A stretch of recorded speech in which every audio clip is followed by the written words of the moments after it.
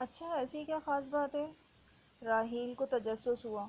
تمہارا بھائی بہت جلد کومے سے باہر آنے والا ہے انشاءاللہ۔ دورانہ بیگم کی بات تھی یا پگھلا ہوا سیسا جو راہیل کو اپنے کانوں میں اترتا ہوا محسوس ہو رہا تھا؟ کیا واقعی؟ مگر کیسے؟ میرا مطلب ہے آپ کو کیسے معلوم ہوا؟ اس کے اندر طوفان اٹھ رہا تھا لیکن سب کو نارمل ظاہر کرنا اس کی مجبوری تھی۔ میں بتاتی ہوں کیسے۔ مریم کمرے سے میں داخل ہوئی۔ آج میرے شوہر کے جسم نے حرکت کی ہے جو میں نے خود اپنی آنکھوں سے دیکھا ہے، وہ راحیل کی آنکھوں میں دیکھتے ہوئے بولی۔ پھر ڈاکٹر نے ان کا چیک اپ کیا اور کہا کہ انہیں بہت جلد ہوش آنے والا ہے انشاءاللہ۔ وہ تنزیہ مسکرائی۔ راحیل کی آنکھوں میں اترنے والا خون اس وقت صرف مریم ہی دیکھ سکتی تھی۔ یہ تو بہت اچھی خبر ہے، اللہ بھائی جان کو جلد کومے سے باہر نکال دے۔ بس ہمیں اور کیا چاہیے؟ راحیل نے کہا تو مریم نے تنزیہ اس کی طرف دیکھا۔ شہر میں لڑکیوں کے اغوا کے کیسز بڑھتے جا رہے تھے، ہر نیوز چینل یہی خبر سنا رہا تھا۔ ایک ماہ میں تقریباً 10 لڑکیاں اغوا ہو چکی تھیں۔ ان کے ماں باپ انصاف مانگنے سڑکوں پر نکل آئے تھے، پولیس کسی کی بات سننے کو تیار نہ تھی۔ ڈیول، آج شام ان لڑکیوں کی دبئی کی فلائٹ تیار ہے، ایک لڑکے نے ڈیول کو کہا۔ ہر کام بالکل ٹھیک ہونا چاہیے، پولیس کو کسی قسم کا شک نہ ہو، ڈیول نے کرسی کے اسٹینڈ پر انگلیاں چلاتے ہوئے کہا۔ کسی کو بھی شک نہیں ہوگا، لڑکیوں کے نکاح کے پیپرز تیار ہیں، ہر لڑکی ایک آدمی کے ساتھ اس کی بیوی کے طور پر جائے گی۔ ڈیول کمرے کی جانب چل دیا۔ انائزہ روحان اسے پکارتا ہوا کمرے میں داخل ہوا۔ انائزہ نے اس کے آنے سے پہلے ڈائری چھپائی اور آرام سے بیٹھ گئی۔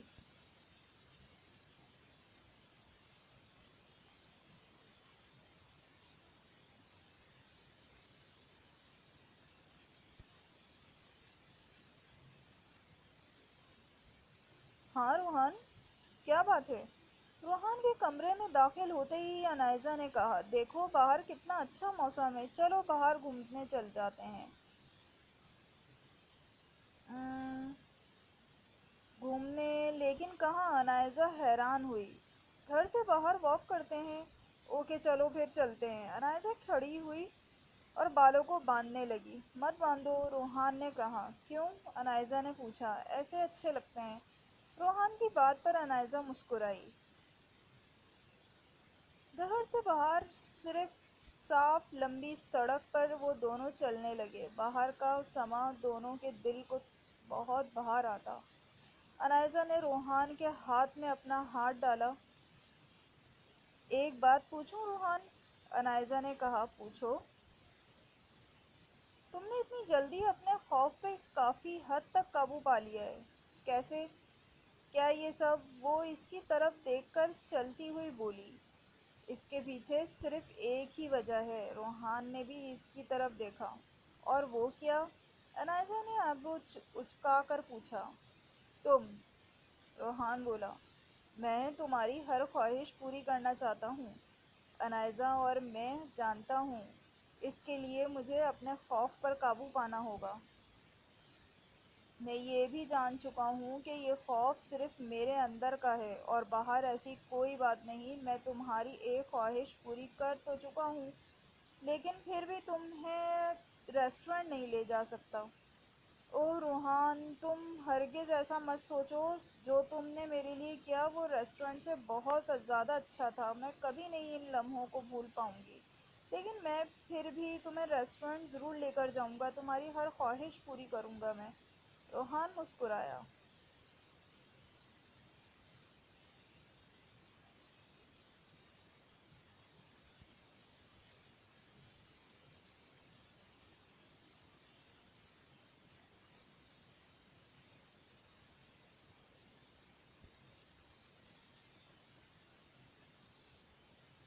مجھے تم سے زیادہ کچھ بھی پیارا نہیں روحان، تم میرے ساتھ ہو تو مانو میری ہر خواہش پوری ہو گئی۔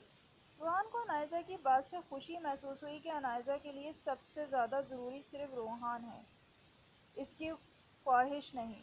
انائزہ نے اس کے کندھے پر سر رکھا اور چلنے لگی۔ کچھ دیر تک چلنے کے بعد انائزہ کو سوکھے پتوں کے ٹوٹنے کی آواز آئی۔ اس نے جنگل کی طرف دیکھا۔ کیا ہوا؟ روحان نے پوچھا۔ یہاں کوئی ہے۔ انائزہ جنگل کی طرف چلنے لگی۔ لیکن کون؟ روحان پریشان ہوا اور اس کے پیچھے چلنے لگا۔ ادھر ادھر دیکھنے کے بعد انائزہ کو وہاں کوئی نظر نہ آیا۔ یہاں تو کوئی بھی نہیں ہے، روحان نے کہا، لیکن مجھے کسی کے قدموں کی چاپ سنائی دی ہے۔ انائزہ نے روحان کو دیکھتے ہوئے کہا، ہو سکتا ہے کوئی جانور ہو۔ روحان نے اندازہ لگایا، لیکن اس جنگل میں تو جانور ہیں ہی نہیں۔ چھوڑو، جو بھی تھا، ہمیں کیا؟ روحان نے پھر سے انائزہ کا ہاتھ پکڑا۔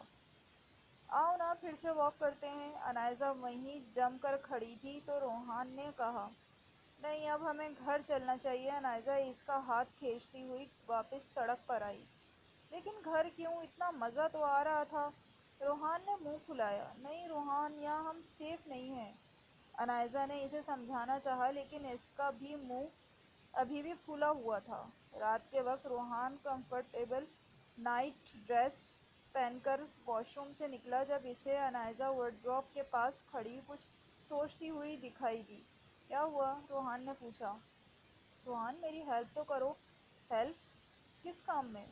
انائزہ دو نائٹ کی لیے بیڈ کی طرف آئی۔ اچھا بتاؤ، ان دونوں میں سے کون سی پہنوں؟ وہ باری باری دونوں کو اپنے ساتھ لگاتے ہوئے روحان سے مشورہ لے رہی تھی۔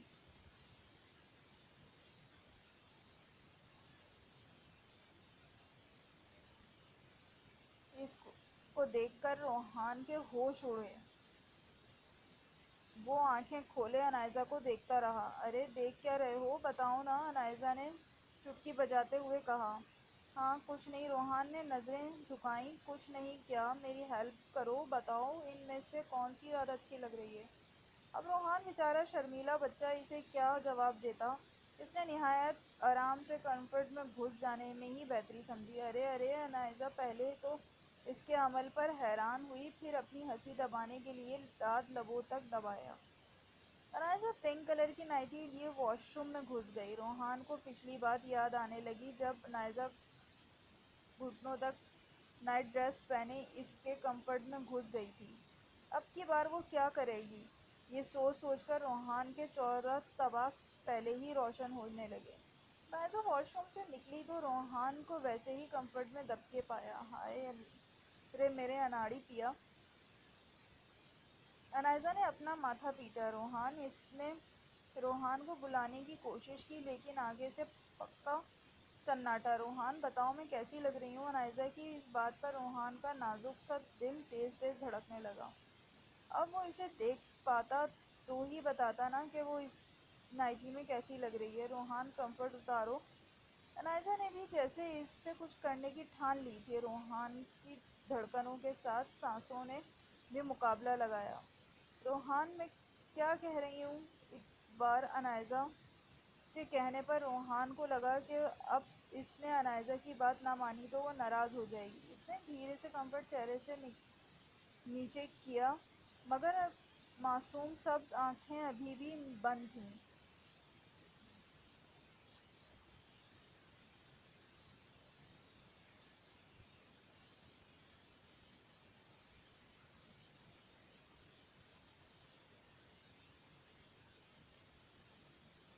آنکھیں کھولو۔ انائزہ کے کہنے پر بھی اس میں آنکھیں نہ کھولنے کی ہمت نہ ہوئی۔ روحان! دوسری بار کہنے پر روحان نے آنکھیں کھولی، مگر یہ کیا؟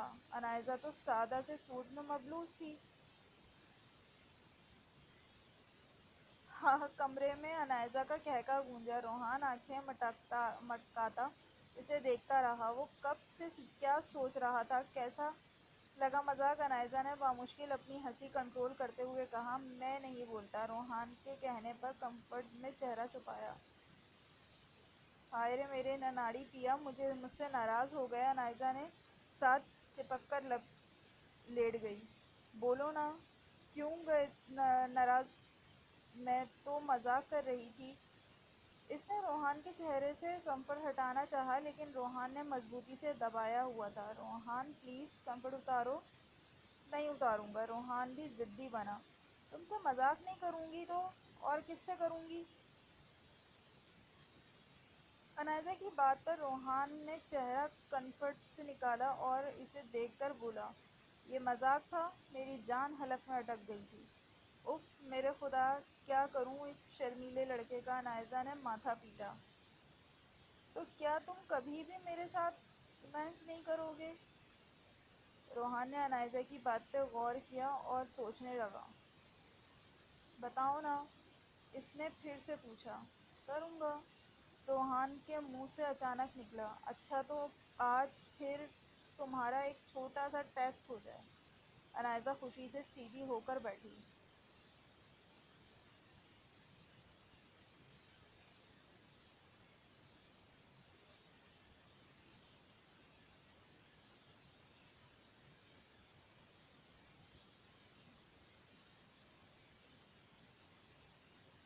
وہ کس لیے؟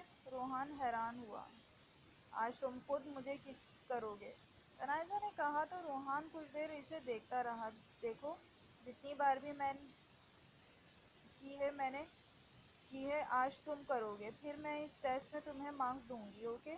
روحان اٹھ کر بیٹھا۔ انائزہ اسے کافی مرتبہ کس کر چکی تھی، اسے خود کس کرنا شاید اتنا مشکل نہیں لگا۔ روحان نے اٹھ کر انائزہ خوش ہو گئی، اب وہ دونوں ایک دوسرے کو پورے جا رہے تھے۔ کرو بھی، پلیز اپنی آنکھیں بند کرو، روحان نے شرط رکھی، اوکے؟ انائزہ نے آنکھیں بند کی۔ روحان نے شرماتے ہوئے اپنا چہرہ اس کے قریب کیا اور 2 سیکنڈ میں اپنے ہونٹوں کو اس کے ہونٹوں پر رکھ کر الگ کیا۔